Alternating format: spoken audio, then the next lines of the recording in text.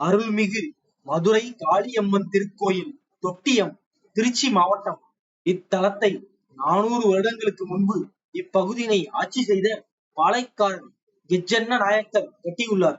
மதுரை மாநகரில் வீற்றிருந்த மகா காளியம்மன் தொட்டியத்திலிருந்து பறை இசைக்க சென்ற இருவரின் இசையில் மயங்கி தொட்டியம் சங்கம் புதரில் வந்து அமர்ந்தாள். அப்போது எசங்கராயன் பட்டியிலிருந்து மாடுகள் மேய்ந்துவிட்டு பால் கொடுக்கும் நேரத்தில் சங்கம் புதருக்கு சென்று அம்மனுக்கு பாலாபிஷேகம் செய்தது. இதனை அறியாத ஊர் மக்கள் மாட்டில் பால் கறந்தால் பால் வருவதில்லை, எனவே சங்கம் புதரில் கல்வர்கள் யாரோ பாலை கறந்து விடுகிறார்கள் என்று அரசனிடம் முறையிட்டனர். அரசன் தன் படை வீரர்களுடன் சங்கம் புதர் சென்று கல்வனை தேடினார். அரசன் புதருக்குள் வாளை சொருகினான். சற்று நேரத்தில் புதரிலிருந்து ரத்தம் தீவிட்டது. உடனே மனம் அறிந்து போனான். அவன் முன் ஸ்ரீ மதுரை காளியம்மன் தோன்றினாள். இன்றும் கருவறையில் உள்ள மதுரை காளியம்மன் மேனியில் இக்காயத்தின் வடு உள்ளது. மனம் உருகி மன்னிக்கும்படி வேண்டி, தாயே, உனக்கு என்ன வேண்டும்? ஏன் இப்படி அமர்ந்து இருக்கிறாய் என்று மன்னன் கேட்டான்.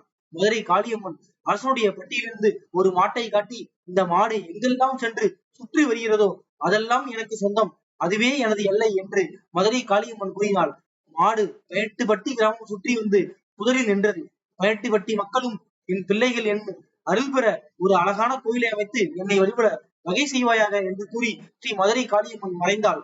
அம்மனின் வாக்கை கையுடன் ஏற்ற அரசன் உடனே தொட்டியம் ஸ்ரீ மதுரை காளியம்மன் திருக்கோயிலை கட்டினார்.